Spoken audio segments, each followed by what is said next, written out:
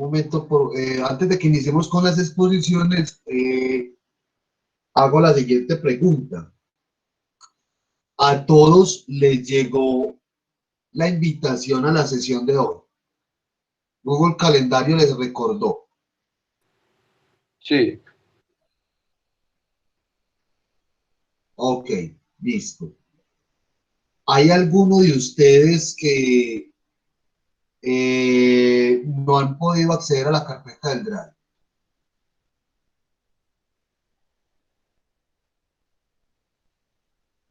Todos ya tienen acceso. Pues por este lado sí. Bueno, muy bien. Los que tengan inconvenientes, dudas, dificultades con acceder a la carpeta del Drive, por favor, me van a escribir un correo recordándome que que no pueden acceder a la carpeta del correo y solicitándome por favor que los vincule. Yo creo que ya están todos y todas de acuerdo al listado y eso es importante tener en cuenta, dado de que ahí están los recursos que utilizaremos en la asignatura. ¿Cierto? Muy bien. Por otro lado, ¿quiénes están sin grupo?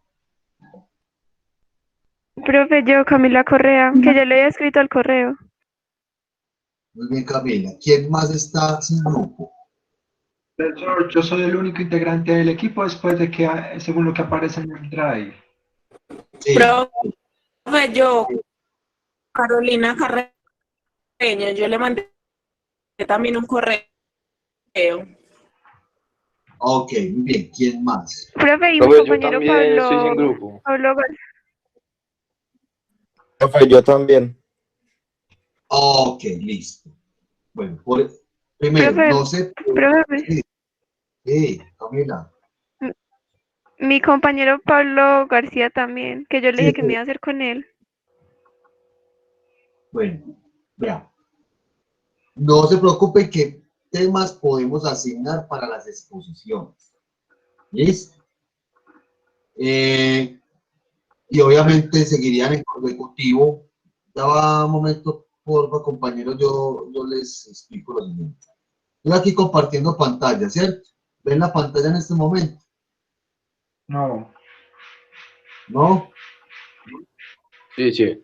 Ya sí. Ahora sí. Esta es la lista que tengo. Estamos viendo. Está cargando. El resto, estamos viendo. Ya vamos a iniciar. Profe, sí se ve. Sí, No está cargando, profe. No. Esta es la lista que tengo. Chat. No. Profe, Sí, hola. Estoy compartiendo pantalla. No, profe, no aparece. Esta es la lista. ¿Cómo que no? Claro. A ver, fíjate bien. Yo sí la estoy viendo. Yo no. A ver. sí, claro que aparece. Ya ahora sí. Sí. No, nada, Esta es la profe. lista que tengo. Ya se ve, ya se ve. Esta es la lista que tengo. Sí, profe, ya se ve. Que hubo unos estudiantes que me escribieron que estaban con John Edison y, cierto, me solicitaron pues, que estaban con John Edison y que solicitaron estar aparte, ¿cierto? Entonces, eso fue lo que pasó, compañeros John Edison. Estamos, entonces, en ese sentido, John Edison, que es el único en este grupo que está solo, de los compañeros que faltan, por asignarse el tema. Entonces, por un lado, quienes se suman a este grupo de la Escuela de Palo Alto con John Edison. Ojo, recuerden que los estudiantes, los grupos no deben de sobrepasar las 4 personas. Hubo unas excepciones, perdón, grupos máximo de 4 personas, ¿cierto? Grupos máximo de 4 personas. Entonces, yo les envié la semana pasada un listado, ¿cierto? Lo recibieron, un listado con la lista de los estudios de todos los compañeros y con los correos electrónicos. ¿Eso con el fin de qué? De que identifiquen a sus compañeros y se comuniquen con ellos vía correo electrónico, ya para que ustedes establezcan otros canales de comunicación. ¿Listo? Sin embargo, ojo, para aquellos que faltan por definir tema,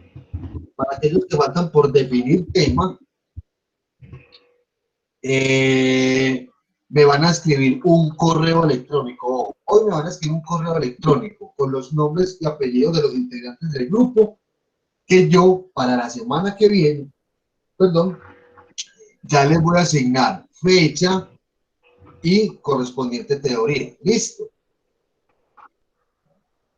Grupos de 4. Profesor, en mi caso, Don Edison, aquí hago la pregunta al resto. Don Edison está solo en estos momentos. ¿Quiénes se suman a los compañeros de Don Edison para conformar grupo y hacer la exposición correspondiente a este tema? Para que me digan incluso por acá mismo por el chat, y yo mismo, y ahorita mismo hago ese primer ajuste. El resto conforma los grupos y me escriben al correo con lo solicitado. ¿Listo? Claro, hasta ahí. Porque faltan varios por grupo. Entonces, recuerden, está la opción de juntarse, articular el trabajo con el compañero John Edison, y aquí ya tenemos las posiciones, esto no lo podemos modificar. El resto se conforma grupo, me manda correo con los solicitados, nombres, apellidos completos, me recuerdan teorías de la comunicación y me dicen, no, le faltamos por asignar, para que se nos asigne exposición. Listo. Esas exposiciones las haríamos después de esta fecha. Tenemos tiempo para que no se preocupen. Listo. ¿Estamos claros? ¿Hay alguna pregunta, inquietud, recomendación incluso? Muchachos. No hay ninguna pregunta. Todo claro, profe. Muy bien. claro, profe. Entonces, compañeros, ya saben, conversen por acá, John Edison, los que faltan, por acá mismo, pueden conversar por el chat, en fin, para que me digan entonces quiénes quedan con el compañero John Edison, para que no quede solo. Esa exposición no debe quedar sola con el compañero chico. ¿Listo? Puede ser por acá mismo por el chat, si se sienten más cómodos por el correo electrónico, pero necesito entonces que me avisen, ¿cierto? Entonces, por la exposición de compañeros dentro de 8 días, en la Escuela de Palo Alto con teoría de la información. ¿Listo? Muy bien. Bueno, chicos, empecemos entonces. Empecemos con Santiago Pérez Susana y Yurani, con la Escuela de Chicago. Los escuchamos, muchachos. Vamos a escuchar todos muy atentos. Recuerden que la dinámica de la exposición o de las intervenciones también implica nuestra escucha de atención atenta. También, desde luego, la participación con nuestras preguntas, con nuestras inquietudes, comentarios. Y recuerden también todos que también nos voy a estar apoyando en términos de las intervenciones que van a hacer en las exposiciones. ¿Listo? Bueno, Escuela de Chicago, muchachos. Hola, ¿me escuchan? Sí. Bueno, voy a esperar a que la compañera comparta pantalla para empezar. Muy bien.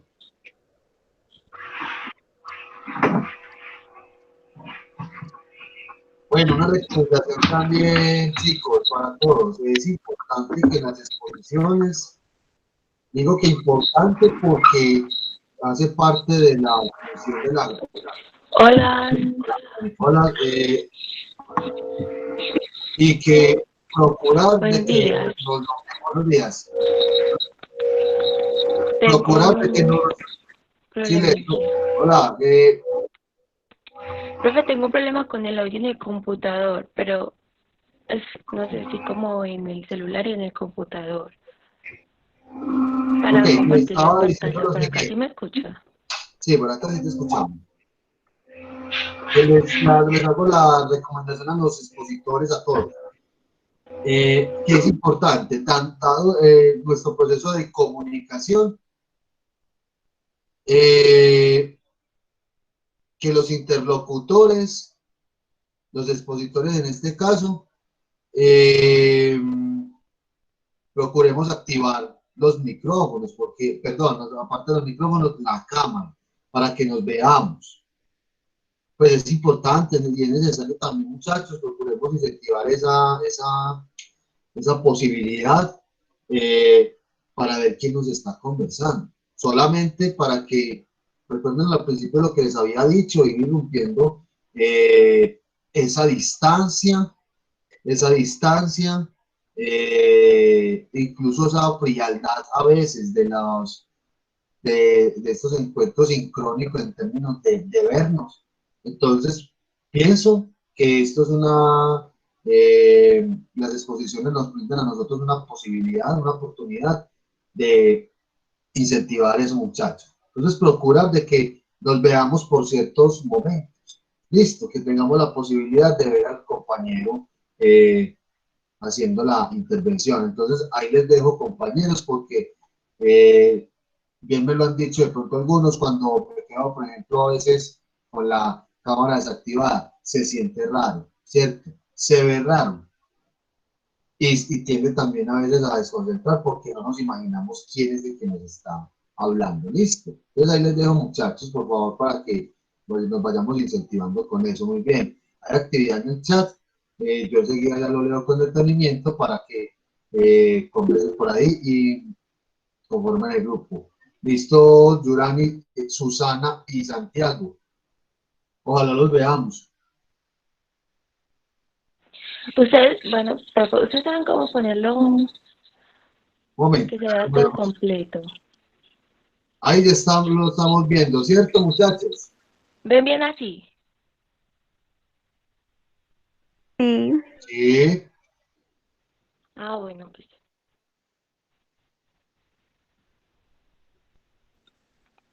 Bueno, muy buenos días, compañeros. El día de hoy vamos a hablar acerca de lo que fue la Escuela de Chicago, su importancia social como teoría de la comunicación y a su vez pues como la relación tan importante que guarda pues, con la misma, con la comunicación.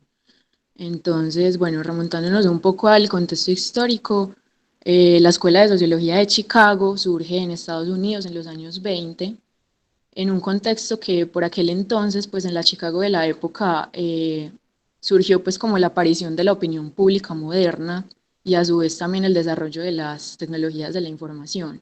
Entonces, bueno, a través pues de esta escuela nace el estudio de la comunicación como un hecho social significativo y muestra un considerable interés por la opinión pública.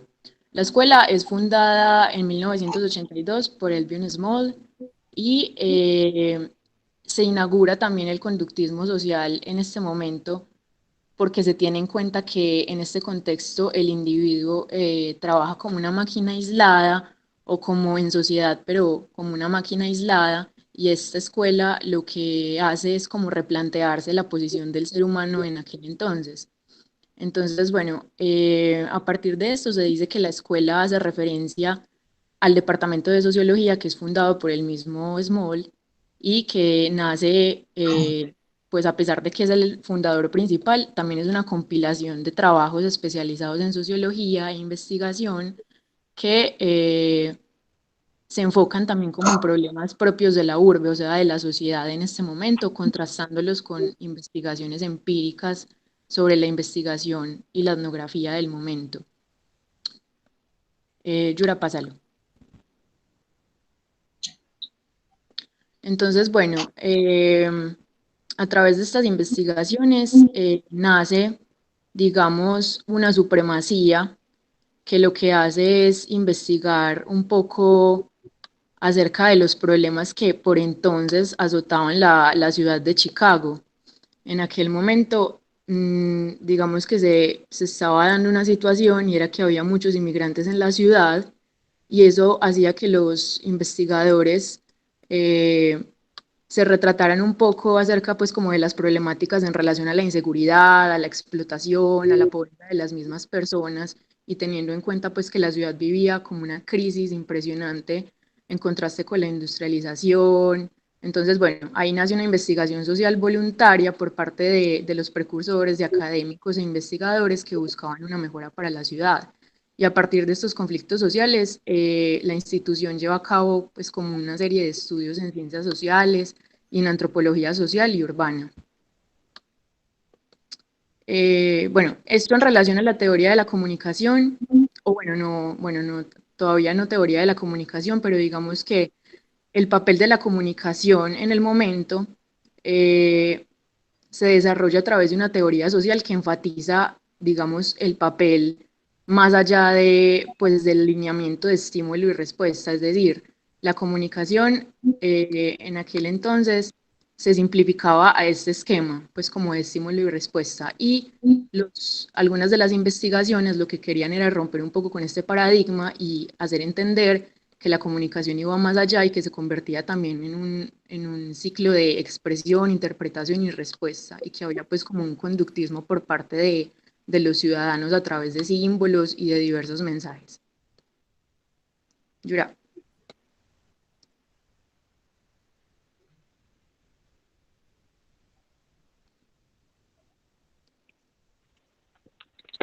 Bueno, ¿me escuchan ahí? Sí. Listo. Los principales procuradores o influyentes de la escuela de Chicago, el primero fue Ben Small, que nació en, bueno, es muy complicado, Buckfield, Maine. Estudió economía social y política entre los años 1879 y 1881. Y también en los años 1888 al 89 estudió historia y ahí fue ascendido a un doctorado. En el año 1892, y creo que por eso fue, pues hace parte de uno de los procuradores, fundó el primer departamento de sociología en la Universidad de Chicago.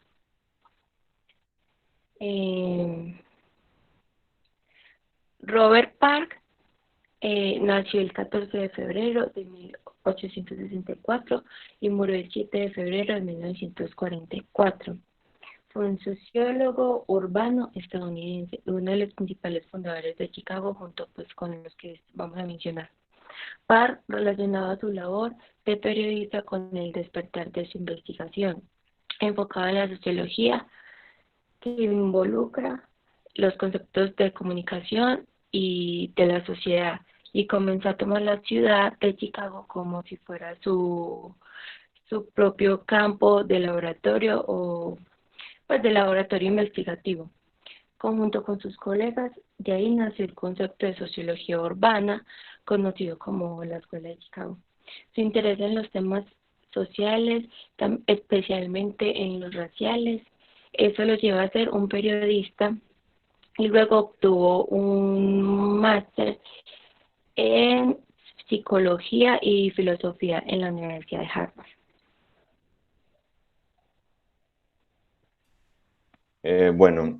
Charles Cooley nace el 17 de agosto de 1864 en Michigan. Y este señor desde muy pequeño enfrentó problemas como de sentimientos de aislamiento, soledad e intimidación por su papá, por lo que él representaba tanto para el estado de Michigan como para el país. Entonces, lo que pasa con este señor es que esos sentimientos de soledad le generan gran interés por la lectura y la escritura. Y luego de eso, junto a la idea al ideal del mundo de ensueño que se hizo desde niño, eso jugó un papel bastante importante en sus trabajos sociológicos. En cuanto a la escuela de Chicago, Cooley aporta el concepto del yo espejo, que nos dice que el yo, o sea, el interior de una persona, crece a partir de la interacción que esta persona tenga con quien le rodea. de manera que la visión que nosotros hacemos de nosotros mismos se deriva de la contemplación de las cualidades e impresiones que los demás tengan sobre nosotros. Entonces, entonces la forma en que nosotros mismos nos vemos proviene de lo que, no proviene realmente de lo que nosotros somos, sino de cómo creemos que nos ven los demás. El proceso del yo espejo se divide en tres partes. La primera es que nos imaginamos la apariencia que nosotros mostramos frente a los demás. Bueno, y esta imagen se basa en las suposiciones subjetivas que nosotros mismos creamos en nuestro interior. El segundo paso es imaginar los juicios que hacen los demás en base a lo que ven en nosotros. Y el paso número 3 sería que bajo nuestro propio juicio imaginamos el sentimiento de las demás personas hacia nosotros, lo que muchas veces, consciente o inconscientemente, causa que nosotros cambiemos nuestro comportamiento o nuestra actitud frente a algunas personas. Bueno, ahora Herbert Blumer nace el 7 de marzo de 1900. Estudia en la Universidad de Missouri entre 1918 y 1922. Este señor fue el que acuñó el término de interaccionismo simbólico en 1973, apoyado en las ideas de su maestro George Mead. El interaccionismo simbólico, un momentico.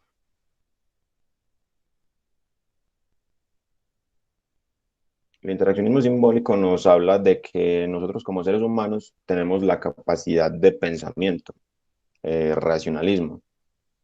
Más allá de eso, nos plantea que los seres humanos interactuamos con símbolos para construir lo que son los significados. Y a partir de todas estas interacciones con los símbolos que nosotros tenemos diariamente, es que el ser humano adquiere la información y las ideas que necesita para el diario vivir. A partir de esto entendemos nuestras propias experiencias y las de las personas que nos rodean. Compartimos nuestros sentimientos y conocemos a quienes comparten con nosotros. Sin sin los símbolos del diario vivir, nada de lo anterior podría ser como posible, ¿cierto? Las ideas en las que se apoyaba Blumer se resumen en tres. La primera, en que las conductas de los individuos están sujetas al significado que le otorguen a los objetos en su mundo. La segunda es que lo que significan las cosas para el sujeto depende mucho de la interacción social con otros actores de su entorno. Y la tercera, los significados dependen de la experiencia social del sujeto. Entonces, en pocas palabras, el interaccionismo simbólico nos dice que, bueno, tiene tres características. La primera, que el ser humano tiene la capacidad de pensamiento y racionamiento. La segunda es que interactúa con el entorno, con los demás. Y la tercera es que de esa interacción, de esos símbolos, del compartir con los demás, el ser humano aprende.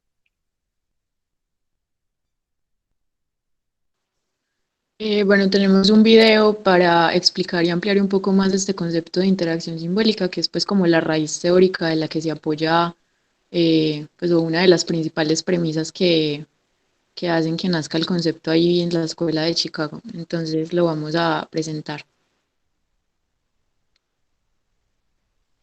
Claro que sí, Susana. Vamos, miremos a ver si de pronto nos da para reproducir aquí en línea. ¿Saben cómo? O sea, la misma dinámica de compartir pantalla. Si no, en su defecto, pues enviamos el link acá al chat y ya lo vemos.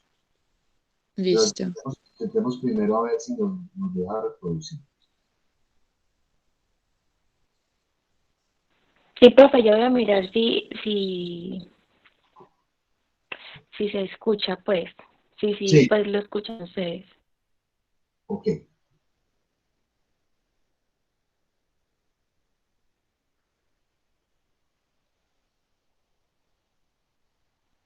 ¿Se lo ven ahí en la pantalla?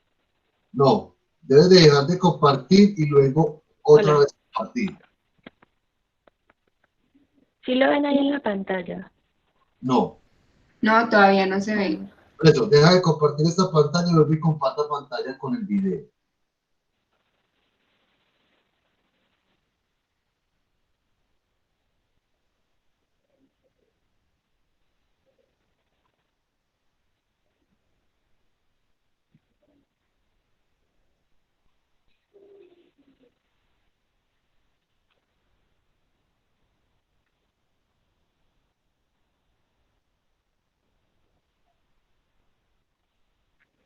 Ya, Ahí sí lo ven, ¿cierto?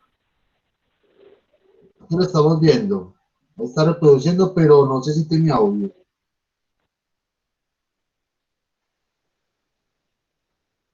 No se escucha. Ah, no se escuchaban, entonces estoy intentando hacer algo. Ok.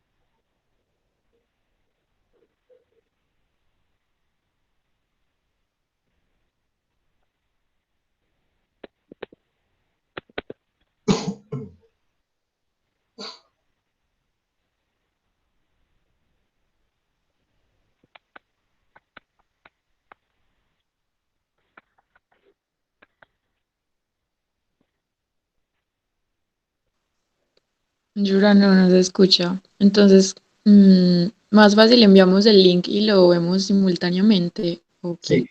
¿O alguien sabe cómo activar el altavoz para que se escuche? No, si quieres me mandan el link a ver qué tal lo intento yo y si no nos toca verlo de manera individual como hemos hecho con algunas que hemos visto nosotros. Bueno, Man- listo. Yura, entonces manda el link por el chat, por favor. Intento a ver qué tal.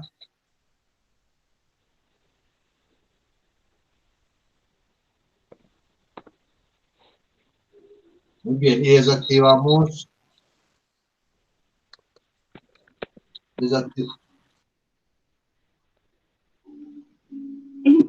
desactivemos por favor eso, muy bien. Yo comparto pantalla y voy a mirar si se nos ve bien. ¿Estamos viendo pantalla? Sí, profe. Listo. Muy bien, vamos a ver si se nos escucha. Me dicen si sí o si no. Sí, El interaccionismo simbólico. sí. Y les está Sí, corriendo profe, bien. sí. Perdón, sí, qué pena, estoy aquí chequeando y ahí me disculpan que vaya parado de nuevo. Se escucha y reproduce bien, o sea, de corrido. Sí, Muy bien, listo, muy bien. Vamos a reproducirlo entonces.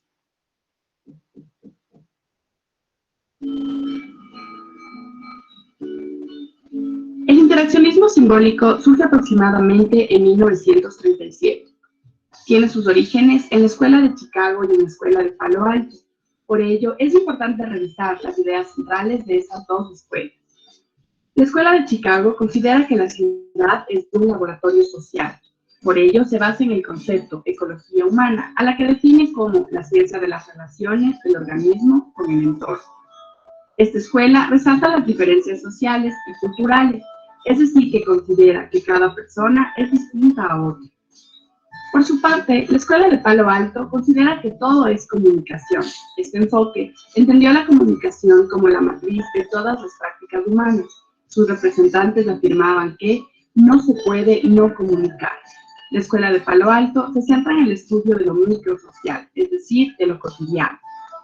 Con estos antecedentes, surge el interaccionismo simbólico, corriente que analiza la naturaleza simbólica de la vida social. Este enfoque se opone entonces a los modelos lineales de comunicación.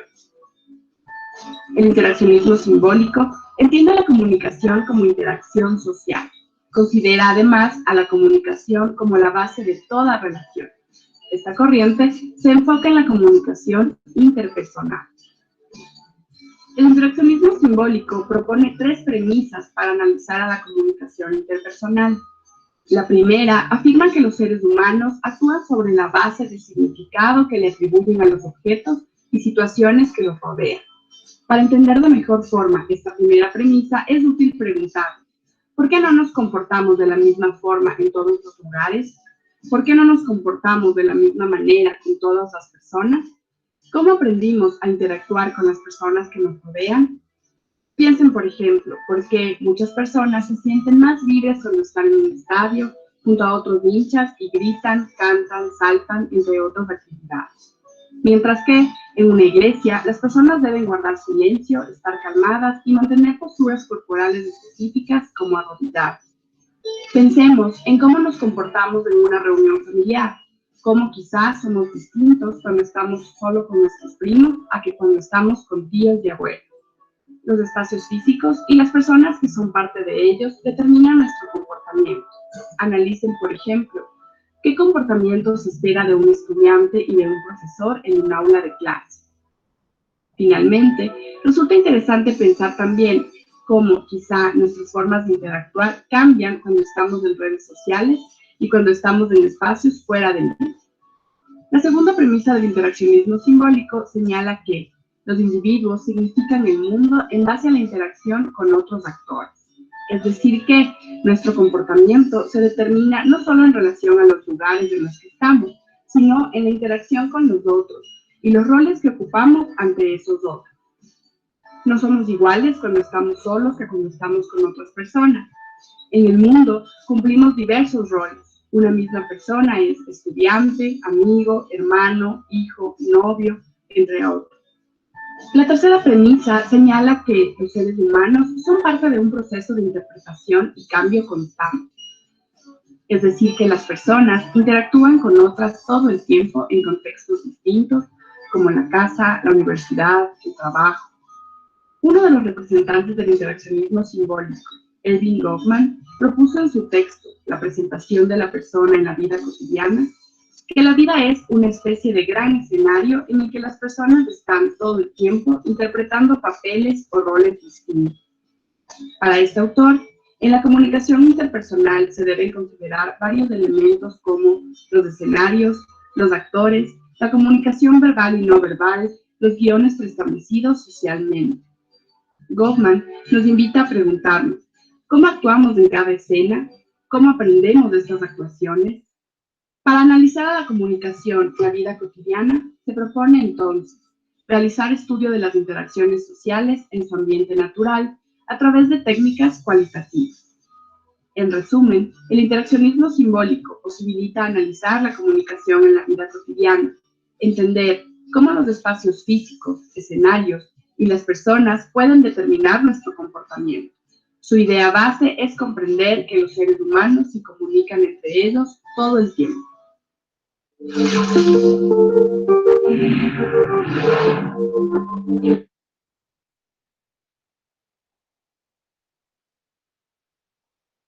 Muy bien. Ya todo lo vimos entonces. Palabras de cierre, Susana, compañeros. Sí, profe, Yura vuelve a presentar la presentación, ya para finalizar.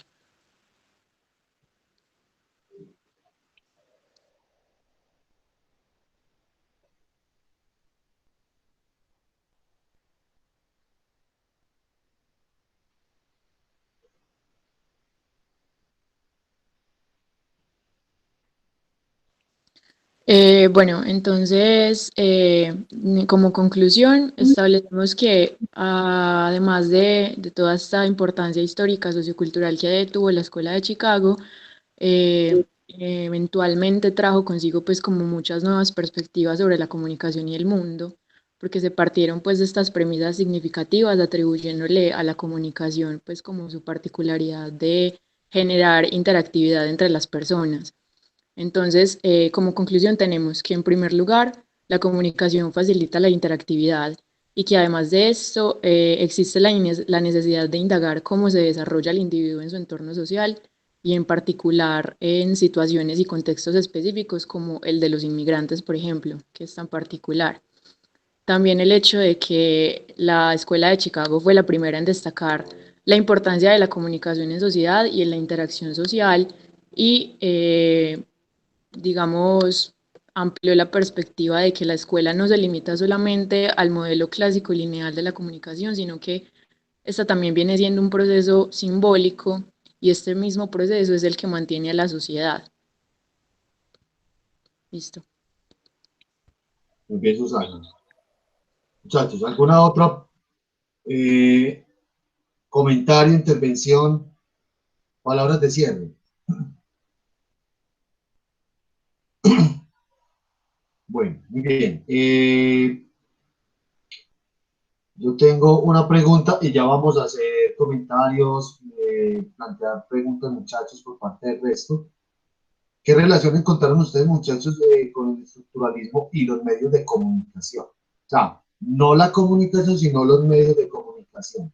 ¿Encontraron alguna referencia a los medios de comunicación de la época? ¿Alguna particularidad? Sí, pues yo estuve leyendo al respecto y pues además de desarrollar este tema de la comunicación, pues más allá de la retórica, de la oratoria, digamos de este modelo lineal, hay un precursor importante en específico que ya no recuerdo si era Park. Bueno, el caso es que hubo en el momento una crítica al periódico de la época, entonces se hicieron unas investigaciones para ver qué efecto generaba este tipo de, pues, de medio en los jóvenes, por ejemplo. Y hubo una investigación muy importante con respecto a eso. Además de que, bueno, esta supremacía se estableció hasta las vísperas de la Segunda Guerra Mundial. Entonces, digamos que ahí hubo también como una influencia importante con respecto a ideologías y a las posiciones de las personas entre sí. Muy bien, Susana. Muchachos, ¿alguna pregunta, algún comentario?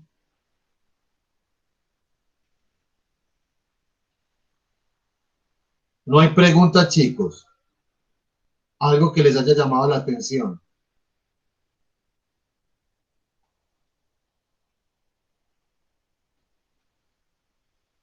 ¿Todo muy claro entonces? Profe, tengo una duda. Sí. La influencia de la religión en esta época con respecto a la escuela de Chicago, ¿qué implicaciones tuvo?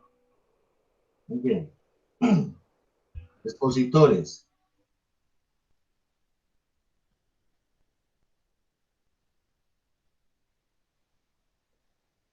Compañeros, Bueno, ¿estás haciendo una pregunta, no chicos?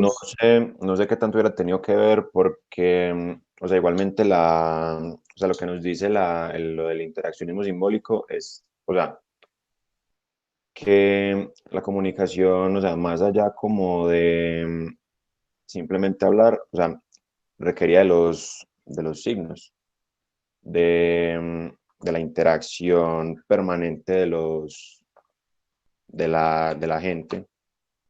Entonces, bueno, no sé qué tanto tuviera que ver la iglesia en el momento.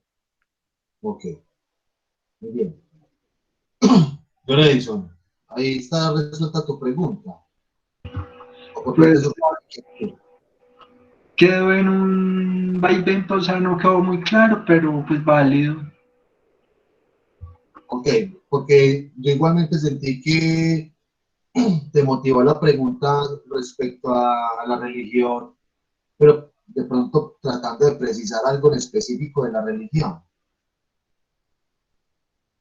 O sea, ¿qué esperas de pronto como escuchar? Porque te llamó más la atención Estamos, la por eso, religión. estamos hablando que, por ejemplo, la religión utilizaba símbolos paganos y utiliza un montón de símbolos para la alabanza. Entonces, ¿qué influencia tuvieron todos esos aspectos frente a la escuela de Chicago? Porque es que, digamos que más que todo por esta época, la iglesia estaba muy metida en todo lo que tenía que ver lo social, y aún todavía. Ok, muy bien. Expositores, hay que, con la ampliación de la pregunta, de la inquietud, ¿qué nos dicen al respecto?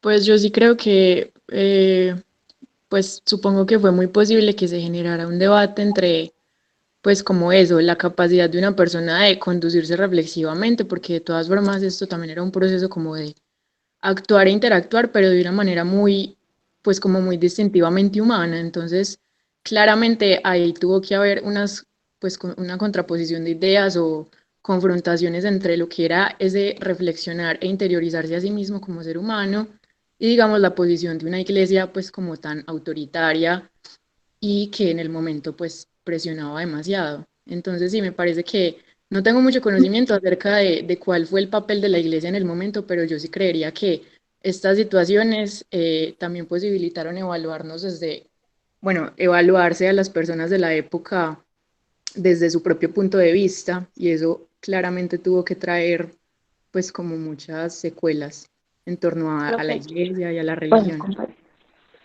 Muy bien, sí, Susana. compañero, por ejemplo, yo tampoco pues como que tengo muy claro así sobre el tema de la religión en cuanto a la escuela de Chicago, pues qué interacción tuvo ahí la religión, pero sí sé que pues hizo parte o tuvo que haberse mencionado en cualquier momento, porque hay una frase que dice Park, que es uno de los procuradores, dice, la ciudad ha sido descrita como el hábitat natural del hombre civilizado y obviamente en la ciudad y de los seres humanos y de la civilización todo el tiempo ha hecho parte de la religión.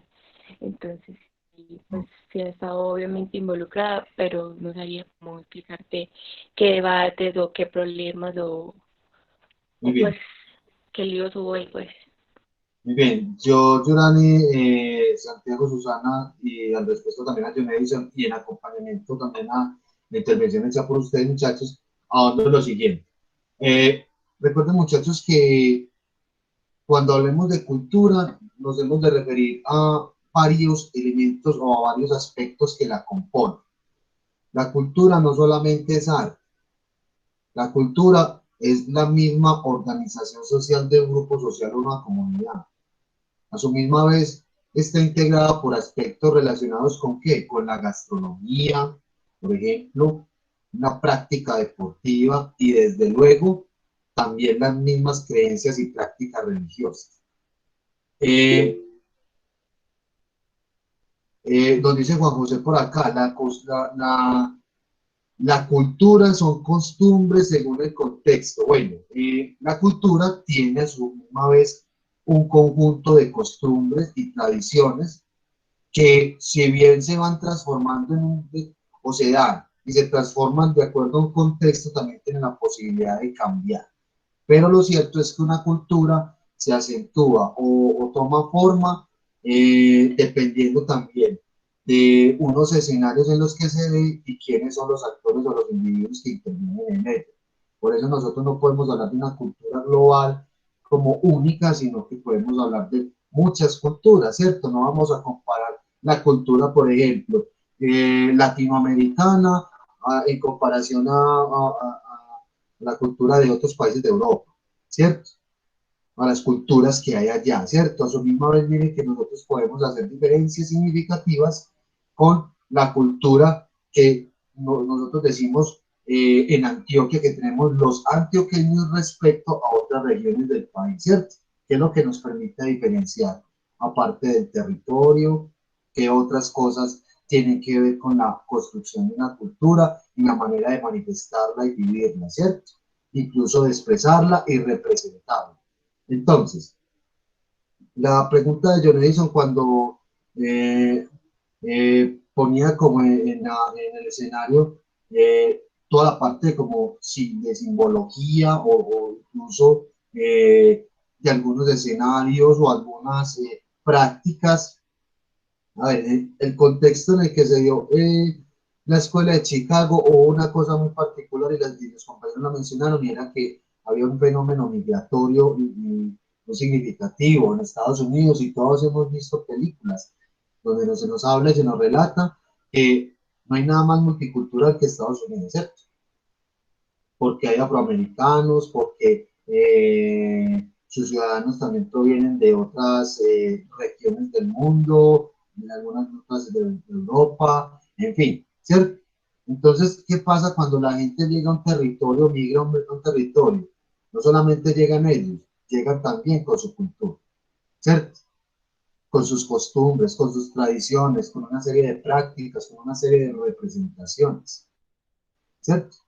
Entonces, si bien el estructuralismo pone mayor énfasis en la comunicación como acto de interacción social y humana, es decir, el contacto con el otro, y que eso, a partir de esas interacciones que tenemos con el otro, no solamente es a través de la comunicación verbal, que es la que hablamos, sea de manera oral o escrita, también hay una comunicación no verbal, que eso creo que también lo hemos visto, lo vimos por allá en Introducción al Área, o cuando les hemos hablado como de las formas de la comunicación o los tipos de comunicación, la verbal y la no verbal. La no verbal es aquella que se apoya, por ejemplo, en expresiones corpogestuales, ¿cierto?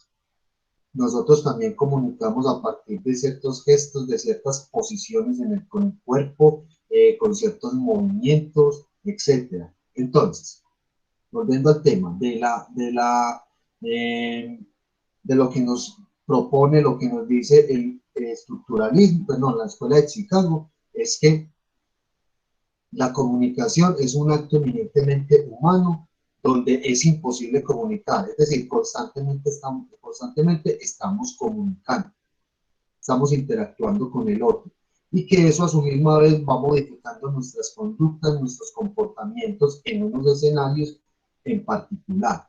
Como nos lo decía, por ejemplo, de manera resumida el video, nos comportamos distinto en una iglesia en comparación de estar en un estadio de fútbol, por ejemplo, ¿cierto? A su misma vez, nuestros comportamientos también van variando y también a la hora de interactuar con el otro o con otras personas, utilizando incluso elementos simbológicos, ¿cierto? Noten ustedes, caso específico de la religión, como lo pone, por ejemplo, John Edison, una cruz. ¿Qué representa una cruz?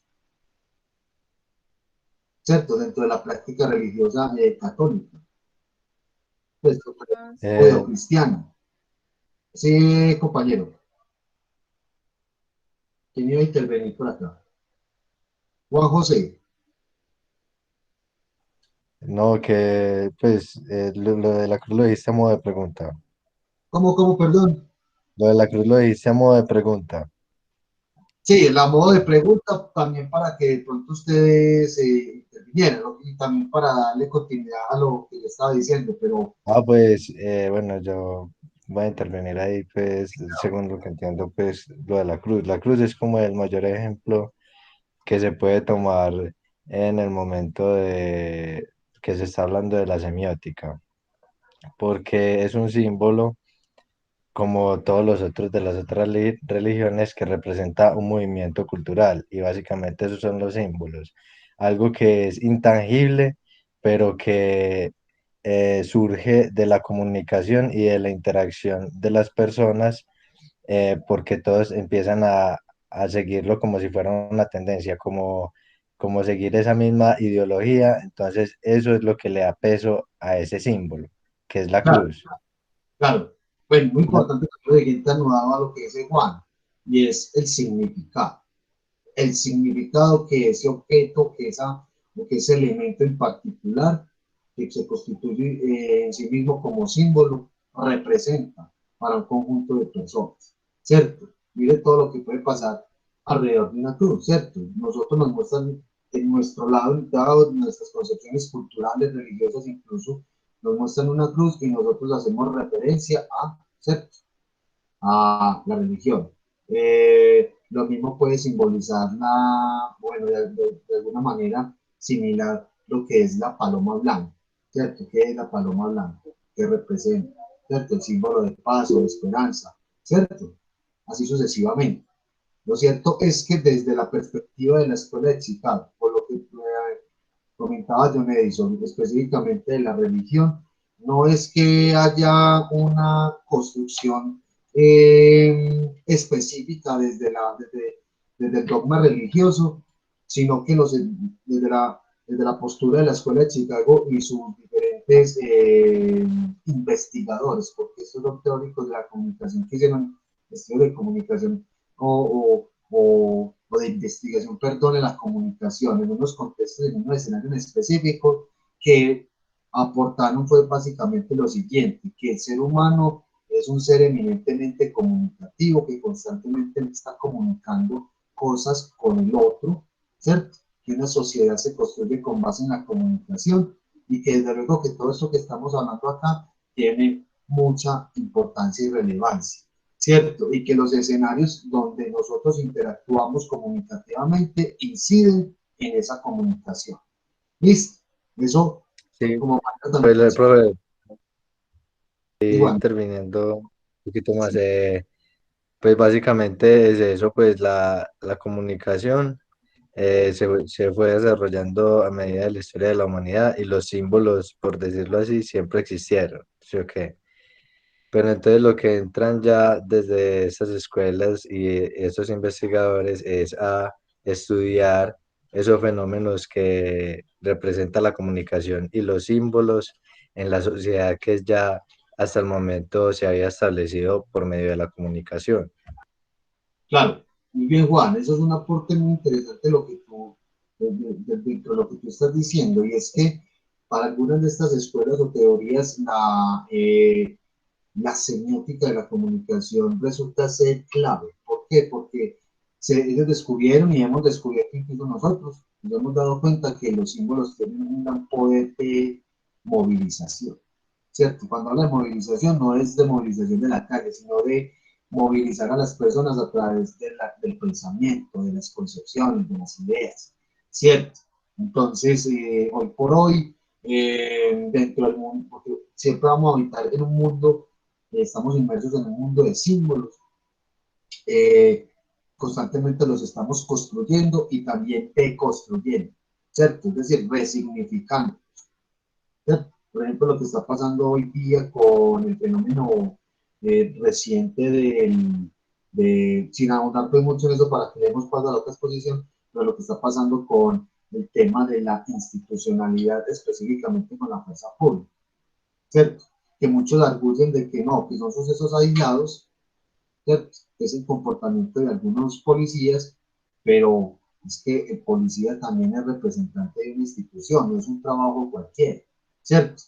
O sea, o imagínense de pronto donde los profesores a nivel nacional e internacional se comportaran de cierta manera que estuvieran acostumbrados a hacer actos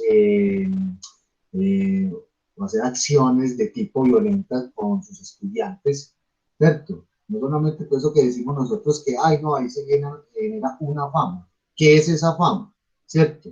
Es una idea que vamos preconcibiendo cada vez más y que posiblemente se van a acentuar o se van a materializar, incluso en símbolos, ¿cierto? Incluso en símbolos. Ustedes, lo que estamos hablando aquí específicamente con el tema de la fuerza pública, hemos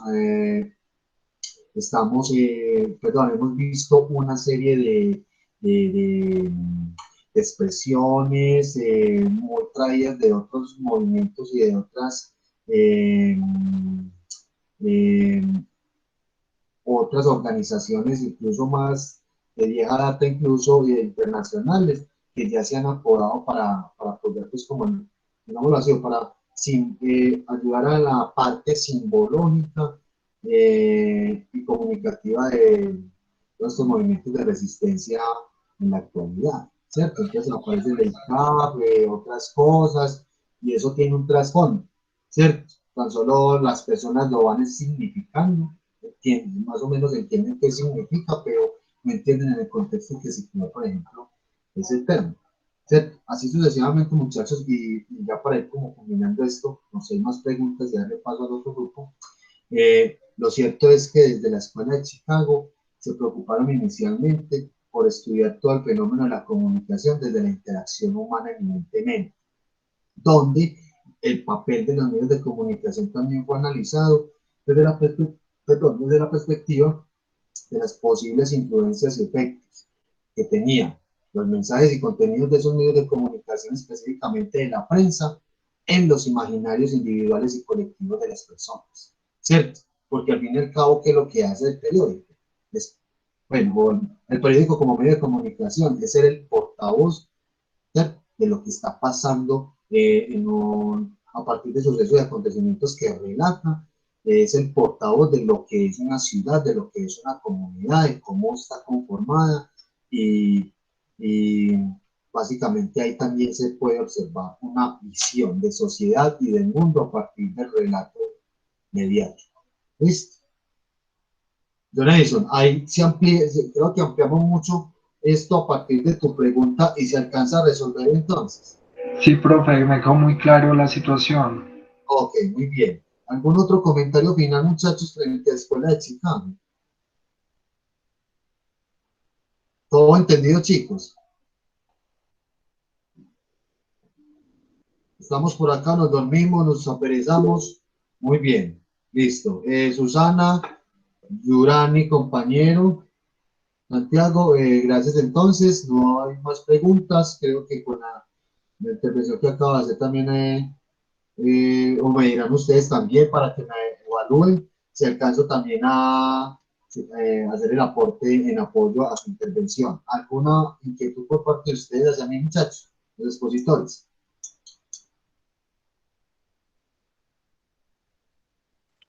No, profe. Ok.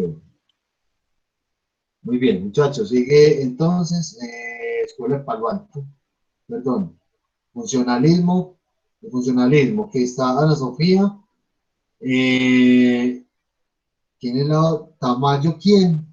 Tengo a Camila Montoya, Sebastián Rendón, Ana Sofía Tocarroncho y quién es la otra compañera. Jerlin Hayes. Ah, ok, listo. Sterling Hay, muy bien. Muchachos, listo, los escuchamos.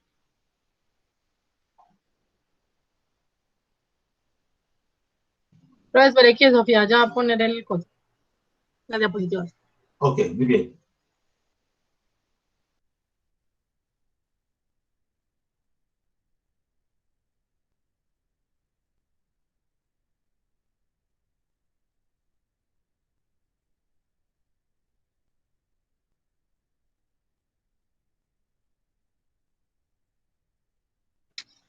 Bueno, buenos días amigos. Nosotros vamos a exponer el funcionalismo y el planteamiento de los Mass Communication Research.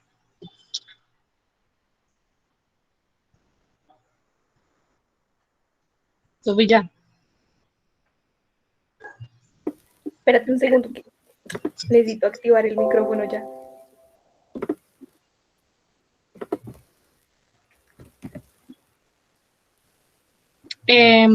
Bueno,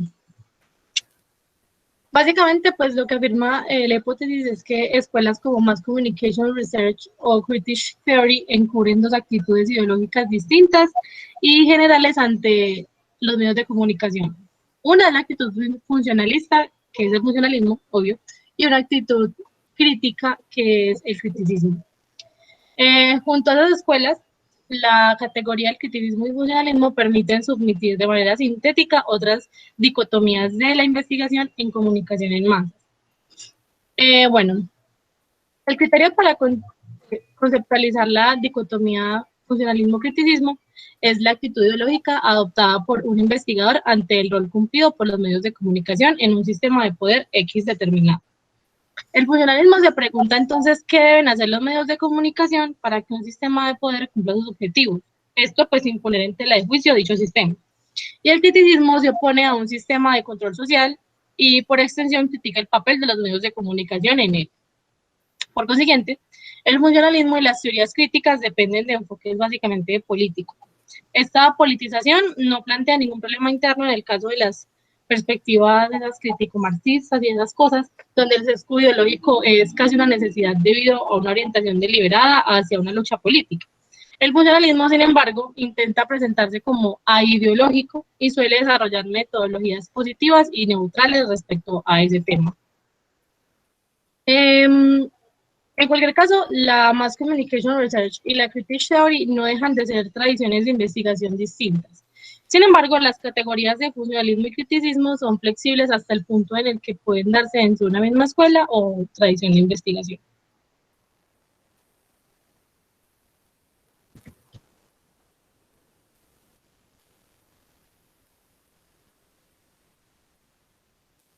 Sofía. Ahora les voy a hablar o les voy a hacer un paralelo entre funcionalismo y criticismo para dejar en claras sus diferencias. La perspectiva funcionalista es interna.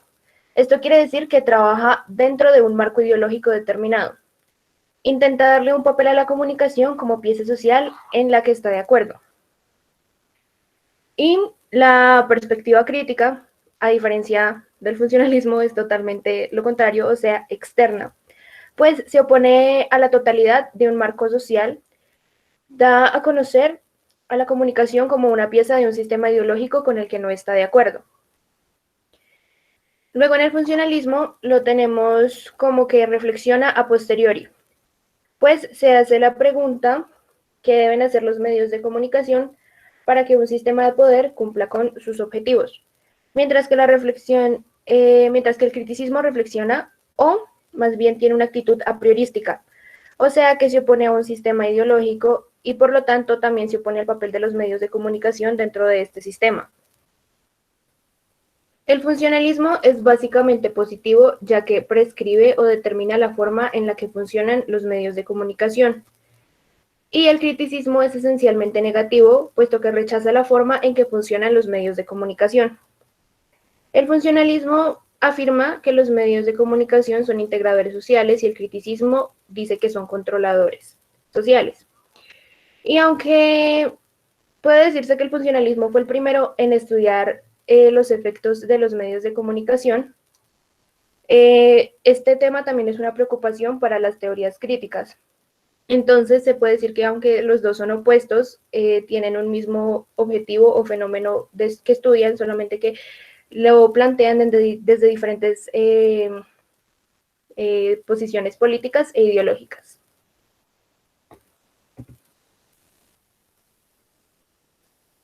Bueno, el Mass Communication Research, pues fue una corriente que fue influenciada por el conductismo psicológico. Esto es como una rama de la psicología conductista que tiene 3 niveles de organización. Estos 3 niveles se complementan y se retroalimentan pues entre sí, y son el conductismo, el análisis experimental del comportamiento y la ingeniería del comportamiento. Esta corriente surgió a mediados del siglo XX con el principal objetivo de analizar los efectos sociales, culturales y psicológicos que tenían los mensajes que eran transmitidos por los medios de comunicación, que eran masivos, en este caso era como la televisión, la radio, los periódicos, y qué reacciones tenía el público frente a estos mensajes. Estas propuestas pues mediáticas tenían como objetivo obtener claves para conducir el comportamiento de las masas. Y también se dice que el proceso de comunicación tenía 3 funciones básicas, que era la vigilancia del entorno, entonces ver cómo las personas pues actuaban, la relación de los componentes de la sociedad, entonces ver cómo las personas interactuaban en sus vidas y ver cómo, de qué manera, pues como que con las cosas que tenían en su entorno, de qué manera estos interactuaban con ellas, y también la transmisión de la herencia social, o sea que lo que las personas comunicaran, que los medios masivos comunicaran, tenía que ver un poco también con la vida que llevaban los receptores pues del mensaje, porque esto hacía que se sintieran identificados y entonces así se iban a sentir como más, más familiarizados pues con los mensajes que les estaban transmitiendo.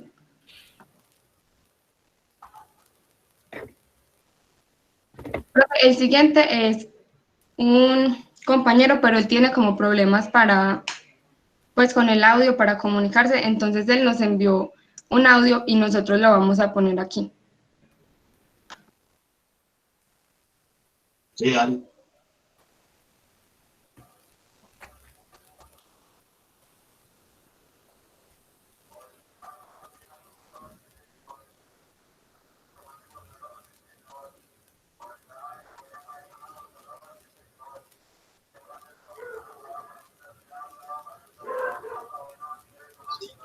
Profe, yo la voy a poner en ese momento.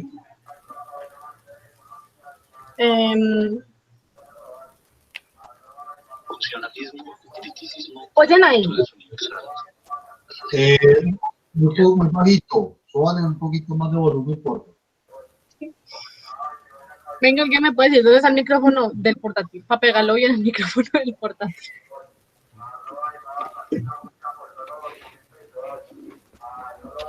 La pantalla, junto a la cámara generalmente. O si lo estás reproduciendo por WhatsApp web, debes de subir el micrófono interno, pues, el volumen, perdón, del computador, así como hicimos ahorita con el video.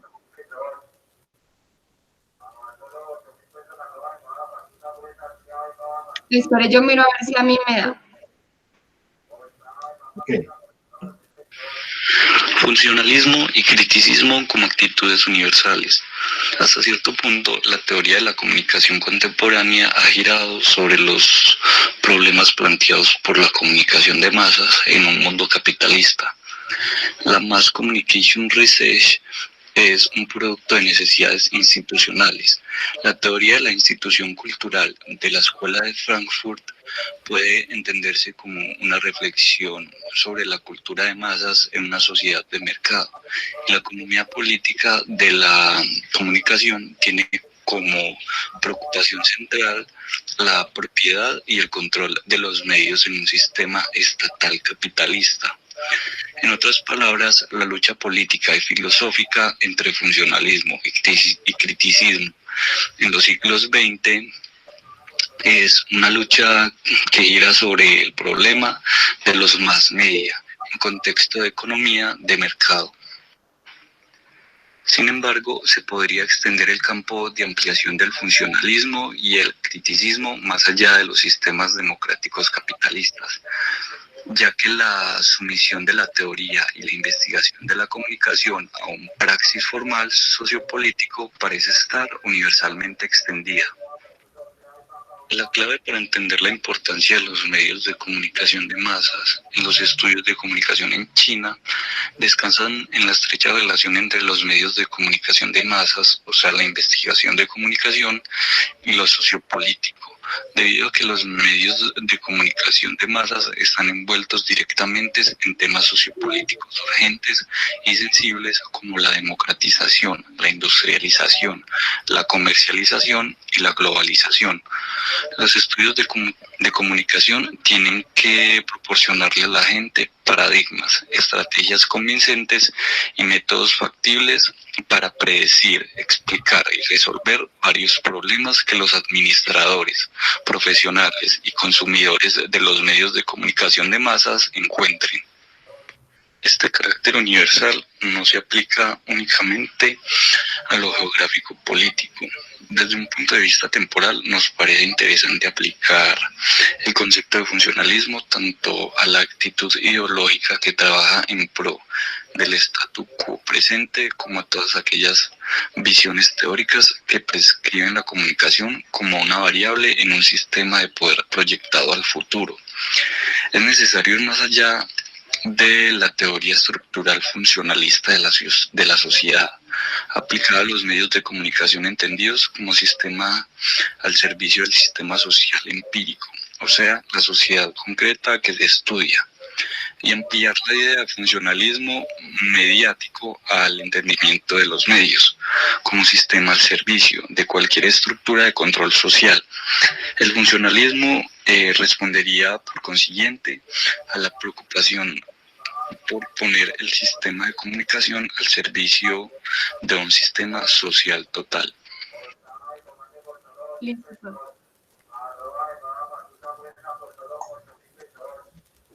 Bien. Listo, ya terminamos. Sí, profe. Bueno, muy bien. Preguntas, inquietudes, muchachos. Profe, tengo una pregunta. Sí. Freud, ¿qué implicaciones tuvo en este modelo como tal? Y otro asunto es, si estamos hablando que es un sistema de por sí tiene una homeostasis, que es el equilibrio entre los dos elementos que mencionaron, pero me llama la atención lo que sería la entropía y la entalpía del mismo sistema. Muy bien. Bueno, expositoras, me dieron una pregunta.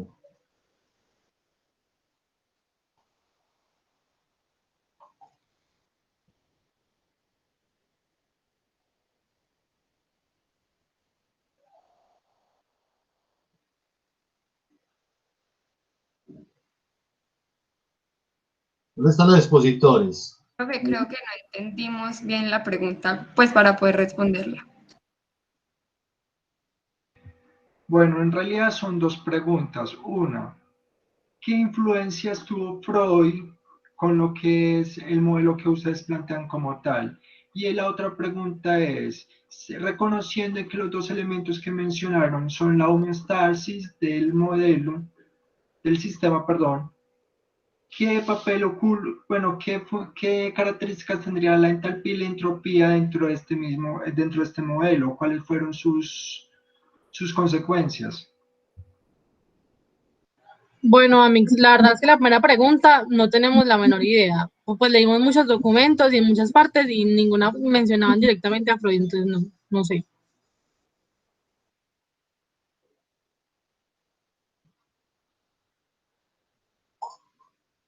Y la segunda pregunta que hace el compañero.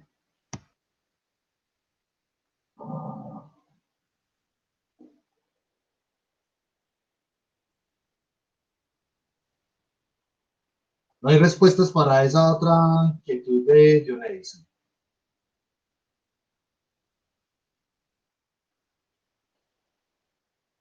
¿Qué encontraron ustedes cuando bueno, yo antes de plantear mi pregunta, ¿alguna otra inquietud, muchachos? A mí no me quedó muy claro, primero la definición de funcionalismo, pues me pareció que fue demasiado rápido y quedé con un montón de conceptos en la cabeza, pero nada definido. Muy bien, Julián. Y la compañera María Camila estaba hablando sobre que la transmisión de mensaje estaba directamente relacionada con la vida del receptor o el contexto del receptor y no me quedó claro como lo que había dicho. Muy bien.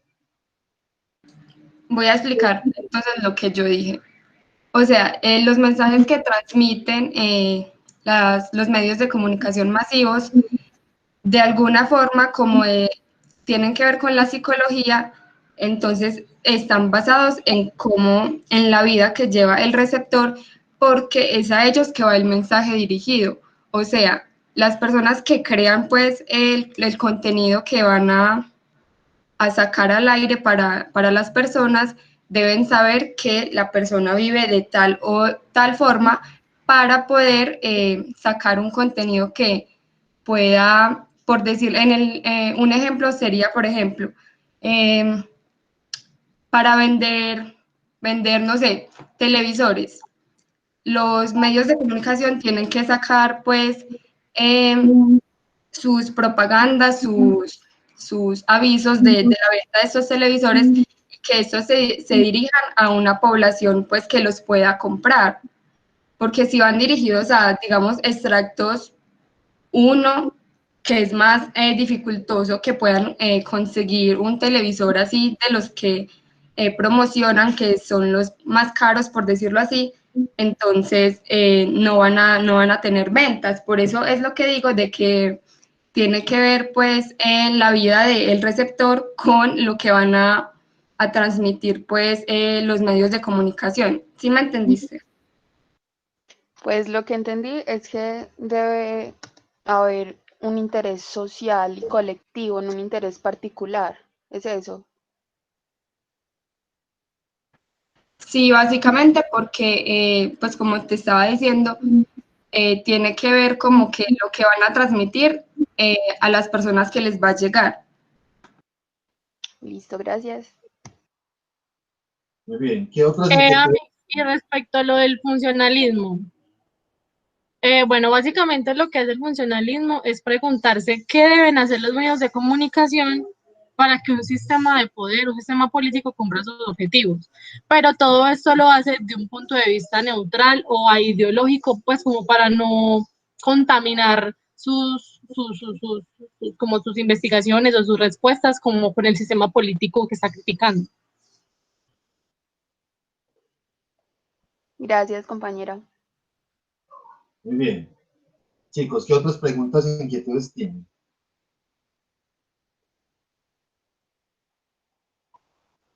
No hay más preguntas, no hay dudas.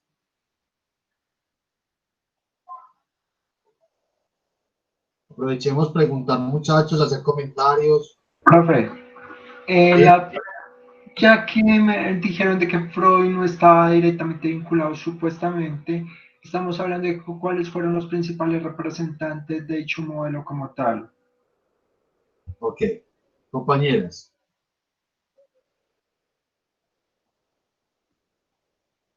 ¿Cómo? Otra vez, por favor. ¿Cuáles serían los principales representantes de dicho modelo? Investigadores teóricos principales del funcionalismo y aquellos que destacaron, perdón, de los más communication research. ¿Quiénes encontraron ustedes?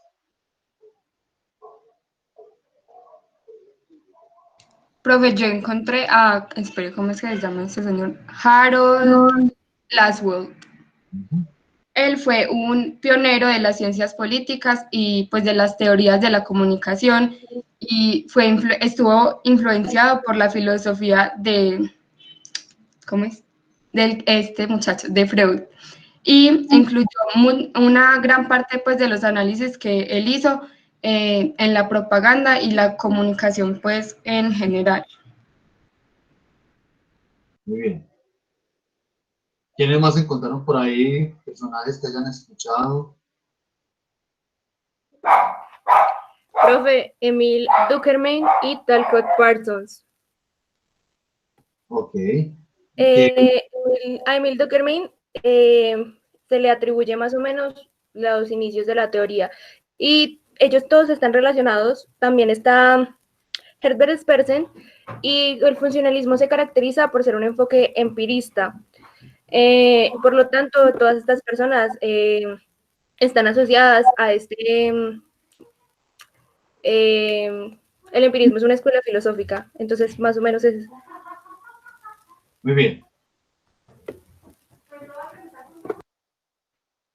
¿Qué otras preguntas tienen? John Edison, ¿se te soluciona tu inquietud? Profe, con respecto a los exponentes, sí, pero me queda todavía la duda del modelo sistémico que manejaba del parámetro sistémico que manejaba el modelo que ellos plantean. Muy bien. ¿Qué respuesta tienen ustedes, niñas, frente a la pregunta de John Edison? ¿Me la puedes repetir, por favor?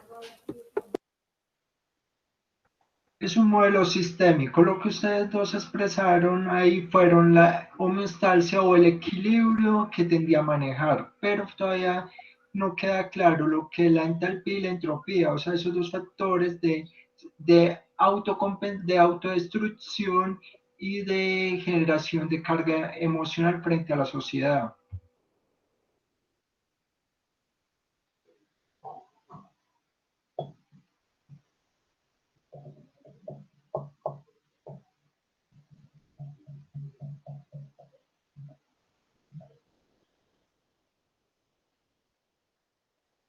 No hay respuestas para eso, entonces.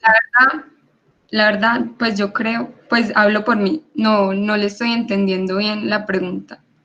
O sea, yo no estoy entendiendo bien. Ok. O sea, usted lo que está hablando es de cómo funciona el sistema o cómo.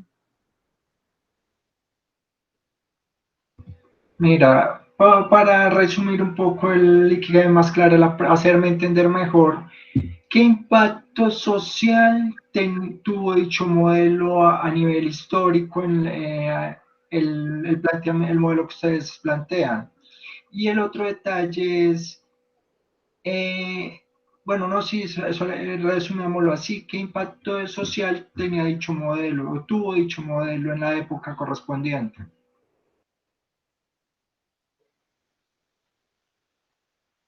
Ah, bueno, ya sí entendí, pues creo. Yo creo que es en el sentido de que de ahí surgió como, pues creo yo que surgieron de pronto las estrategias de marketing que usan en este momento los medios de comunicación para tener pues un público específico. Creo que eso ayudó como a empezar lo que estaba explicando yo de pues la parte que expuse de que no todos los mensajes que van a haber en los medios de comunicación van dirigidos a las mismas personas o al mismo sector poblacional, pues, ¿sí me entiendes?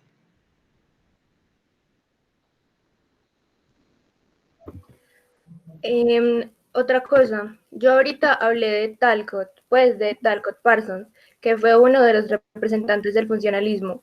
Él decía que este sistema funcionalista servía para resolver 4 problemas para poder sobrevivir, que es la adaptación al ambiente, la conservación de un modelo, el control de tensiones y la persecución de la finalidad.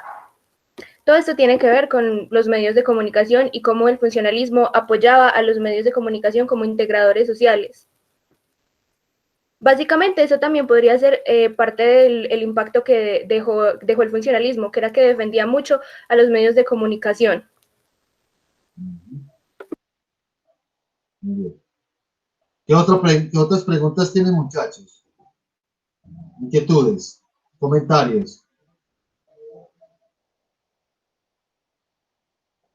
Bueno, ¿ustedes qué encontraron frente en la consulta del funcionalismo específicamente? ¿Qué encontraron referente a la teoría de la aguja hipodérmica, por ejemplo? No.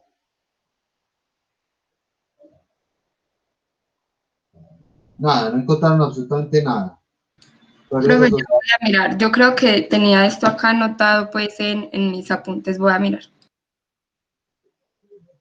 Ok. Bueno, yo voy entonces haciendo intervención de cierre. A ver qué están por acá colocando. Juliana Castaño. Profe, no, es algo como para que pues de pronto se entienda un poquito más para John Edison el sistema o la posición pues del funcionalismo. Algo que encontré. Muy bien. Bueno. Muchachos, de cierre. Ya, el funcionalismo básicamente se entiende como una corriente que consideraba la comunicación directamente ligada a la comunicación de masas, es decir, la comunicación hecha y percibida desde los medios de comunicación de masas, por una visión y una orientación netamente un poco ideológica, ¿cierto? Es decir, atribuían un fuerte valor a los mensajes, a los contenidos y al papel de los medios de comunicación en el funcionamiento de una sociedad. Postulados principales del funcionalismo es que establecen que cada individuo en una sociedad cumple una función en específico, ¿cierto? Y así sucesivamente la diversidad de instituciones que componen una sociedad tienen una función en particular. Entre esas están los medios de comunicación. Los medios de comunicación pensados y vistos en esa época desde una mirada un poco política y un poco también desde las influencias y efectos directos en las personas, ¿cierto? En las audiencias, en los públicos. Entonces, el funcionalismo, al establecer, digamos así, sus presupuestos teóricos en sus investigaciones y al establecer también ese papel preponderante de los medios de comunicación en el funcionamiento de la estructura social, entonces fue visto como un catalizador de todas las expresividades, incluso las emociones de las personas, pero en función de qué? Del sostenimiento de la estructura social. Algunas corrientes, sí. Perdón, ya encontré acá pues lo que me preguntaste. Entonces, ¿vas a terminar o digo ya? Haz tu intervención. Listo. Bueno, lo que encontré fue que eran como, los mensajes eran como concebidos como unos estímulos que eran capaces pues de provocar alguna respuesta en los receptores. Y eso, de ahí como que salió pues la teoría pues de la aguja, porque se considera como una inyección, por decirlo así, que entraba al cuerpo y el cuerpo reaccionaba pues a esta. Y también que las reacciones pues que tenían se podían predecir según pues lo que el medio quisiera, ¿sí me entiendes? Como que según lo que el medio estuviera exponiendo en ese momento. También de que era como que los medios, perdón, tenían un poder ilimitado de comunicación y el receptor como tal es pasivo porque no tiene forma de interactuar pues directamente con los mensajes que le están enviando. Entonces, ¿qué? Por eso se consideraba que era un receptor pasivo, ya que si fuera activo podría estar en constante diálogo o discusión con los mensajes que le estaban enviando. Muy bien, ok, María Camila. Entonces, volviendo al tema del funcionalismo en sí mismo, al considerar los medios de comunicación como unos catalizadores de las funciones sociales de las personas, se concebía que los medios de comunicación en el modelo comunicativo emisor-receptor básicamente asumía a esos receptores, a esas audiencias, netamente desde la influencia directa de los mensajes, sometida precisamente a la influencia de los mensajes mediáticos, ¿cierto? Hoy por hoy uno puede decir, o algunas, cuando se habla de materia de teoría de la comunicación, al hacer referencia a ciertas teorías se les considera funcionalistas. ¿Por qué? Porque son posturas de la comunicación que consideran la comunicación misma desde los medios, desde las influencias, desde los efectos y desde el carácter ideológico que tienen los mismos medios de comunicación frente a las personas, ¿cierto? Es decir, el funcionalismo básicamente, o a lo menos esa primera corriente de pensamiento de la comunicación estaba muy fuertemente puesta en los efectos directos de los medios de comunicación en las personas, ¿cierto? Entonces, hay algunas teorías, como por ejemplo la que acabo de preguntar de la teoría de la aguja del poder. No sé si de pronto la han escuchado en algún momento. Luego la vamos a ver acá. Esta teoría dice, con esa metáfora de la palabra, aguja hipodérmica, los medios de comunicación actúan como una aguja hipodérmica. ¿Qué hace una aguja? Atraviesa la epidermis, ¿cierto? La piel, y parece ser de que inyecta, cuando uno le van a aplicar una inyección, por ejemplo, no le inyectan algo, un líquido, ¿cierto? Una sustancia. De esa misma manera, esa metáfora sirve para explicar de que los medios de comunicación prácticamente se pensaba en esa época que hacía lo mismo. Hacía una inyección de información en las personas. ¿Y qué pasa cuando a uno le inyectan algo en el cuerpo? Pues el cuerpo reacciona de cierta manera a esa sustancia, ¿cierto? Lo mismo se pensaba con los mensajes de los medios de comunicación. Al estar expuestos a altas cargas de información de carácter ideológica, porque los medios no eran los medios de comunicación, estamos hablando de los medios masivos, radio, prensa, televisión, en su efecto también se consideraba incluso el cine con la propaganda, con el tema de la propaganda, porque esto, el funcionalismo se dio en un contexto también de preguerra de la Segunda Guerra Mundial también. Profe, sí. Qué pena. Cuando estabas hablando de que, pues, cuando uno lo inyectaban y el cuerpo reaccionaba, y así mismo pasaba, digamos, con lo de los medios de comunicación, pues, recordé de las partes en las que estaba investigando que se hablaba de que el funcionalismo se guiaba por esas teorías de causa y efecto. Y pues sería más o menos eso, cuando uno está expuesto a cierta información, uno reacciona de cierta manera. Ya. Sí, son muy conductistas, es decir, el conductismo que si bien se trabaja en la pedagogía, en cierto momento de la pedagogía tradicional, y muy basada en los experimentos de laboratorio, y precisamente en el adoctrinamiento social y en la manipulación del comportamiento eh, humano, perdón, cuando se empezó, por ejemplo, a experimentar con animales, ¿cierto? Inducidos a unos ambientes, a unas atmósferas determinadas y reaccionaban de cierta forma, también lo hicieron con niños, con personas. Y se descubrió que, o sea, desde el conductismo clásico es básicamente la respuesta a un estímulo que se da, ¿cierto?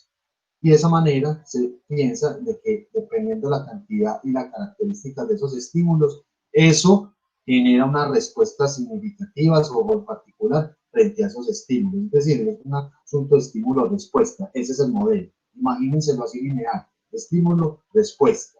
De ese modo, el funcionalismo también plantea dentro de su esquema de la comunicación emisor-receptor básicamente lo mismo. Los medios de comunicación son el estímulo, las audiencias que generan los receptores, unas respuestas, ¿cierto? Pero miren que es muy lineal, porque básicamente el que tiene el control es el emisor, ¿cierto? Es el que está estimulando.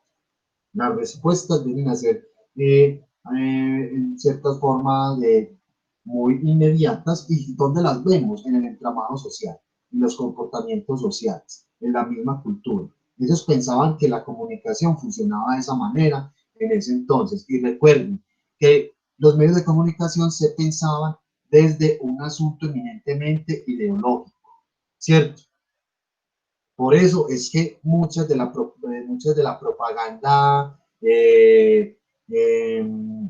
estadounidense, incluso de la Segunda Guerra Mundial con el nacionalsocialismo, también fueron pensadas desde lo publicitario y de lo comunicacional, obviamente, desde esa misma estructura, ¿cierto?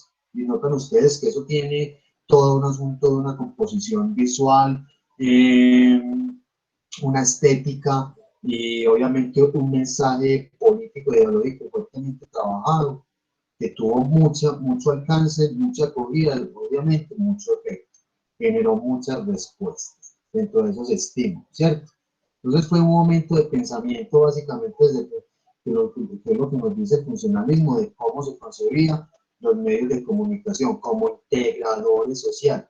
Pero aquí siempre desde esta perspectiva nos queda la siguiente cuestión, y es que esos integradores sociales, ¿en qué medida uno integra o en qué medida uno manipula? ¿Cierto? Entonces estos señores empezaron a mirar eso y tenían esa orientación, esa concepción de que la comunicación de masas funcionaba así. Los Mass Communication Research, como su nombre lo indica, o significa, quiere decir que eran investigaciones en comunicación de masas. Research significa, en español, perdón, significa investigación y comunicación de masas. También también tenían esa fuerte influencia de la concepción funcionalista de los medios de comunicación. ¿Listo? Entonces, algunos hablan de la teoría de la aguja hipodérmica, que la estamos explicando someramente, otros hablan de una teoría que se llama la bala mágica, que también es muy similar a la teoría de la aguja hipodérmica. Luego las vamos a ver para entender un poquito bien cómo la estructura, pero es básicamente lo que les vengo diciendo. ¿Cierto? Eso es el aporte que entonces yo le hago a esta exposición al tema y espero haberles ampliado un poco más también ciertos conceptos. ¿Estamos claros hasta ahí, muchachos? Chicos. Sí, profe, perfecto. Sí, profe. Muy bien. A muchos les ha llamado la atención el funcionalismo porque es lo que como se piensa tanto desde el efecto que generan los medios de comunicaciones en los públicos, en las audiencias, pues uno pensará, profesor, hoy en día, algunos de ustedes dirán, profesor, hoy en día se aplica, ¿cierto? Ustedes podrán decir en análisis de contexto actual, en materia de medios de comunicación, en materia de redes sociales, por ejemplo, en materia de los mismos prosumidores, que eso lo vamos a ver mucho más al final, como el primer abrebocas de entrada a este nuevo actor comunicativo que cambia toda la estructura de la comunicación clásica, y es que algunos de ustedes lo podrán afirmar, profe, sí, eso sí, la teoría funcionalista con la teoría de la lógica hipodérmica, entre otras, si opera por estos casos o no, ¿cierto? Pero lo cierto es que en ese entonces se pensaba de esa manera y obviamente lo que estaba pasando en el contexto histórico y mundial en ese momento ameritaba pensar también un poco de esa manera, ¿cierto? Un poco apocalíptica, claro, porque era un periodo de guerras, ¿cierto? De reconfiguración de las naciones, de la geopolítica. La geopolítica es un asunto de la organización del territorio, ¿cierto? Pero no solamente demarcado por fronteras, ¿cierto?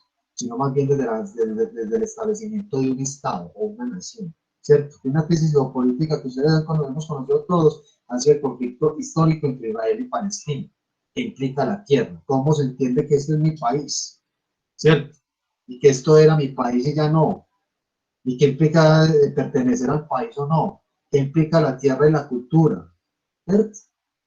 Así sucesivamente, muchachos. Entonces, el papel de los medios de comunicación, desde esa perspectiva, juega un papel importante. Juliana, ibas a decir algo que quedaste en el micrófono.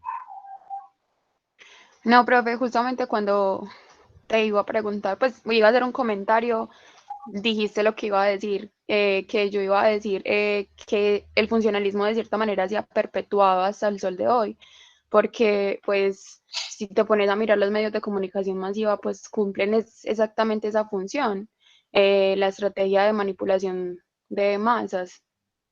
Sí, eso es un asunto que vale la pena retomar para análisis en el contexto actual, ¿cierto? Mirar como la aplicabilidad o la vigencia de estas corrientes de pensamiento de la comunicación muy clásicas, ¿cierto? Muy tradicionales, para mirar si todavía creemos nosotros que al día de hoy hay un funcionamiento, perdón, vaya la redundancia, el funcionalismo, ¿cierto? O una aplicación de los ciertos efectos, ¿cierto?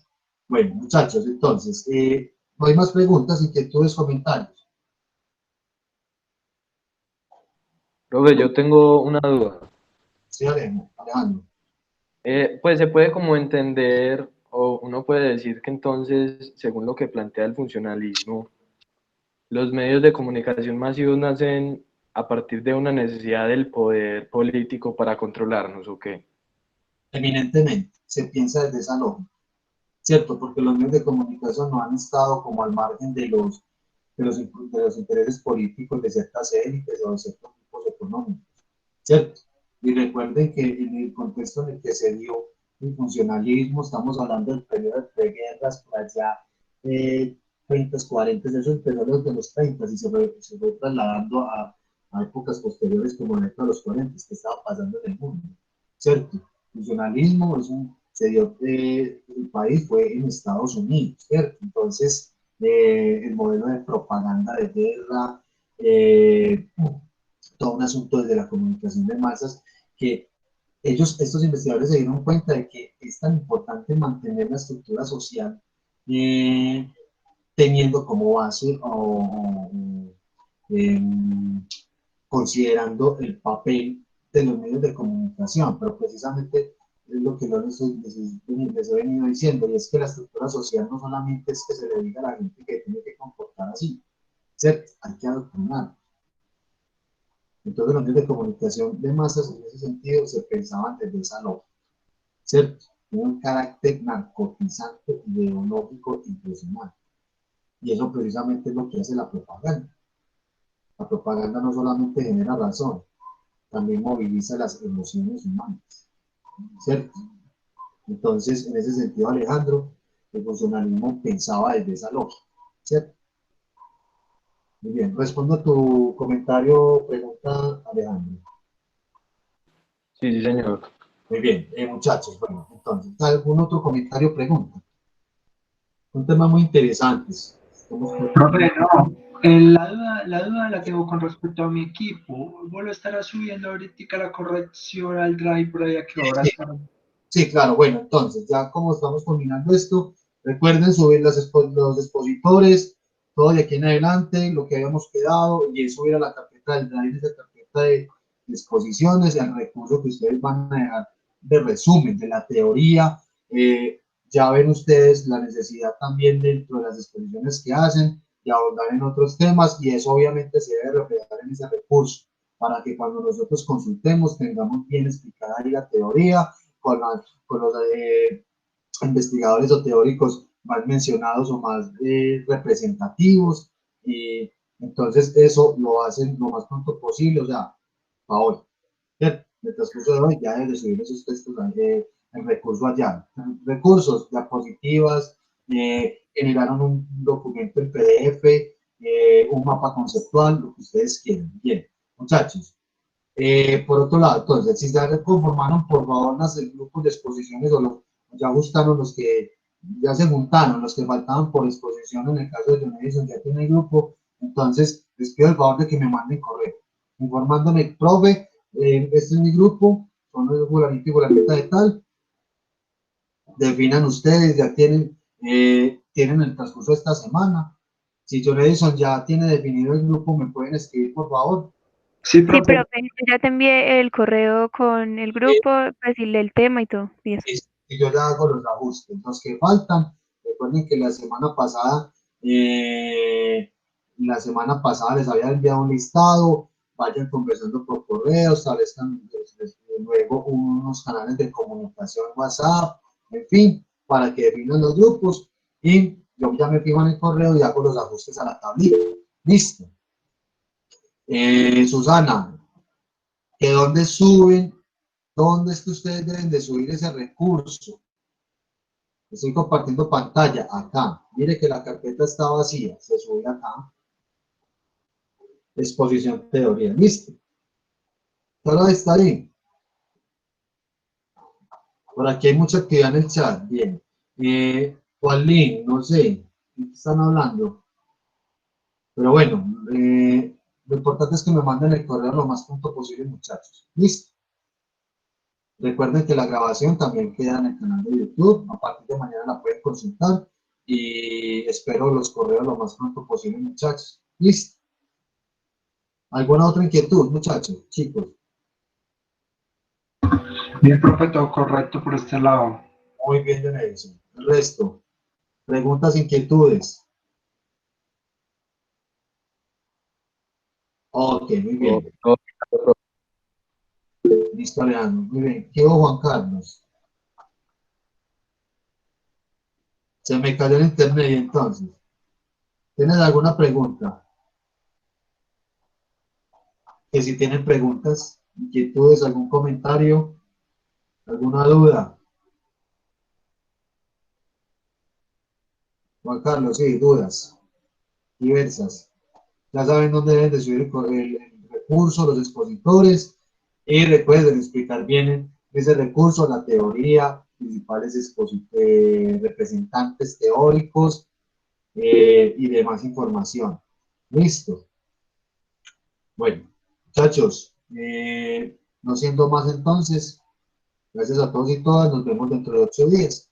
Esperamos las exposiciones cada vez más nutridas de información y de recursos que podamos ver, ¿cierto? Acuérdense, mucho material en la web que podemos ver, que podemos analizar, y les recuerdo pues que yo los estoy acompañando también con las intervenciones de ustedes para resolver inquietudes y también, obviamente, para hacer el apoyo conceptual.